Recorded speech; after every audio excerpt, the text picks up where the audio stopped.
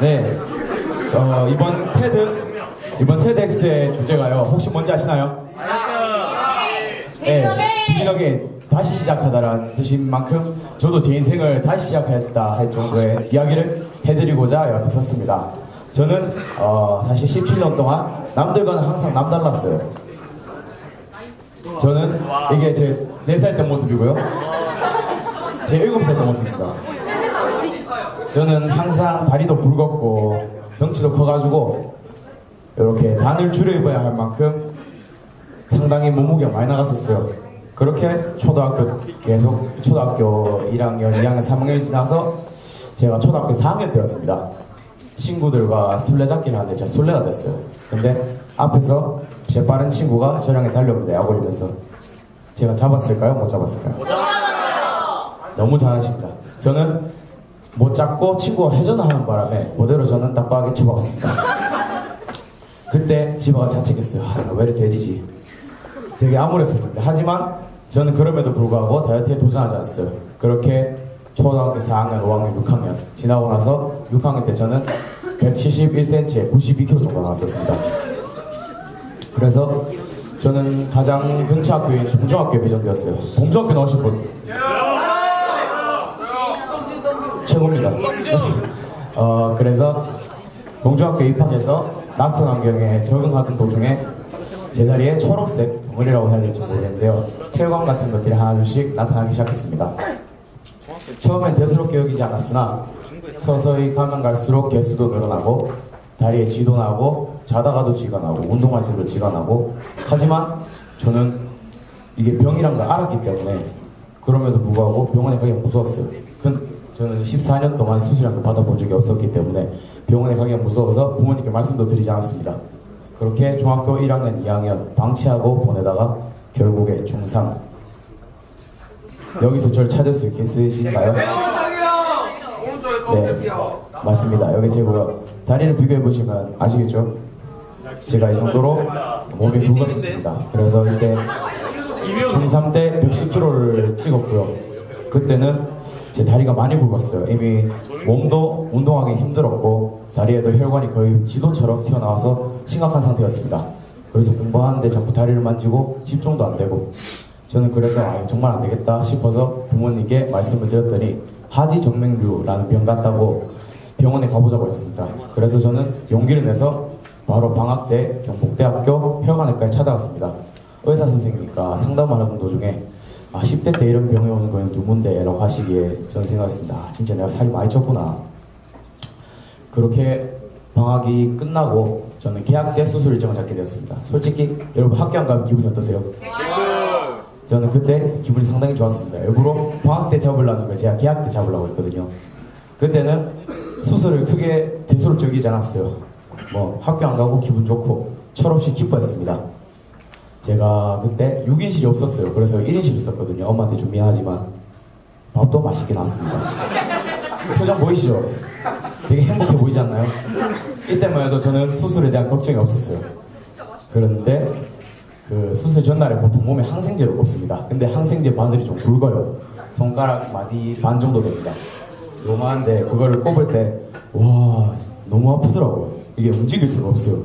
그리고 맨 처음에 이러고 있다가 진짜 내가 수술을 하는구나 싶었는데 그때 연달아서 마취과 선생님 오셨어요. 제 덩치 제가 누워있을 때 덩치를 보고 등을 한번 까보시더만 척추 주사가 안 들어갈 것 같은데 해가지고 제가 전신 마취를 하게 됐습니다. 이거 솔직히 전 전신 마취가 좀 좋긴 했어요. 왜냐면 척추 주사 아프거든요. 이렇게 팔을 꽂았고요. 꽂아서 저는 그때부터 이제 걱정이 되기 시작했어요. 내가 정말 수술을 하는구나. 큰일 났다 싶어가지고 밤잠도 설쳤습니다. 그렇게 아침이 되어서 이제 선생님들 오셨어요. 이동침대 끌고. 그래서 저는 거기에 누워서 엘리베이터를 타고 간호사 부모님과 함께 이동했습니다. 제가 누워서 이동을 하는데 부모님이 걱정하시는 모습을 보고 있으니까 상당히 먹먹했어요. 제가 통통하지 않아서 아파도 되지 않은 건데 그것 때문에 제가 이렇게 아프니까 부모님 걱정하시는 모습에 제 스스로 화가 나게 됐고요. 하지만 부모님 걱정하시는 내가 걱정하는 모습을 보여드리지 않기 위해 저는 엄마 아빠한테 말했습니다. 엄마 아빠 내 수술 잘 받고 올게 하면서 수술등이 수술 중, 그 영화에서 보던 거 있잖아요. 수술 중. 거기에 저도 들어갔어요. 와, 덜컹덜컹거려서 가니까 되게 무섭더라고요. 근데 간호사분께서 신원 확인을 한다고 자꾸 저한테 물어봤습니다. 이름 뭐예요? 네, 저 김우종이요. 나이 몇 살이에요? 저 16살인데요. 어디 아파서 왔어요? 다리 아파서요. 다 아는 거 아닙니까? 지금 바지도 벗고 있는데 자꾸 물어보는데 창피한 거예요. 그래서 짜증이 좀 났어요. 빨리 마취시켜줬으면 좋겠다 했는데 그때 전신마취 마스크가 왔습니다. 처음 마실 땐 잠이 들겠나 싶었으나 두세 번 마신 다음엔 바로 마취가 됐어요. 근데 제가 예정 시간보다 수술 기간이 좀 길었다고 했습니다. 그래서 부모님이 걱정하셨다는 모습에 살짝 먹먹했고요. 그래서 제 오른 다리입니다. 족발 아니에요. 아까 보여드려서 살짝 놀라시길래 족발 아닙니다. 이렇게 수술했었어요. 오른 다리에 10군데, 왼쪽 다리에 6군데 정도 찢었습니다. 그래서 정맥을 드러냈고요. 그렇기 전에 아빠 붕대와 칭칭 감긴 채로 병원에서 깨어났습니다. 깨어나니까 다리 10군데, 16군데 상처가 있잖아요. 그럼 걷기 불편할 것 같죠? 많이 불편합니다. 많이 불편하고요. 그래서 수술 후 이틀 정도 경과를 보자고 하셔가지고 저는 이틀 동안 병원에 있다가 퇴원하게 되었습니다. 그래서 병원에서 차에서 집으로 가는 동안 아버지의 부축을 안 받으면 걸을 수 없었어요. 다리가 많이 당겼습니다. 그래서 저는 우여곡절 끝에 집으로 도착해서 소파에 딱 앉아서 TV를 켜면서 생각했습니다. 정말 살을 빼야 되겠다. 이대로 안 되겠다 싶어서 제가 8월 말에 수술을 해서 그때 퇴원도 하고 제가 9월 초부터 바로 운동을 시작했습니다. 처음엔 정말 힘들었어요. 여러분 혹시 야식 좋아하시나요? 네. 야식 그거 한번 먹으면 끊기 쉽던가요? 어떤가요? 맞아요. 제가 그때 저녁 식사를 하고 나면 항상 야식을 먹었습니다. 라면도 먹고 과자도 먹고 음료수도 먹고 처음에 그걸 안 먹으려니까 정말 힘들더군요. 막 공부를 하는데 집중도 안 되고 배는 고프고 잠은 오고 한동안 정말 힘들었습니다. 하지만 그때마다 저는 제 스스로에게 체면을 걸었습니다. 살쪄서 아프지 않기로 했잖아 하면서 저는 그걸 버텨냈습니다. 그래서 저는 지금 그때 당시 110kg에서 지금 86kg, 84kg 26kg 정도를 감량한 채 여러분 앞에 서 있습니다. 박수 한번 주세요. 여러분들, 무언가를 이루고 싶을 때는요, 한번 읽어봐 주시겠어요? 이따 보면 어떻게 되겠지? 네, 이따 보면 어떻게든 되겠지. 저도 제 부로만 간 몸을 방치할 때 이런 생각 가지고 있습니다. 야식 먹으면서 어머니께서 걱정하셨죠. 이거를 먹다가 진짜 큰일 난디.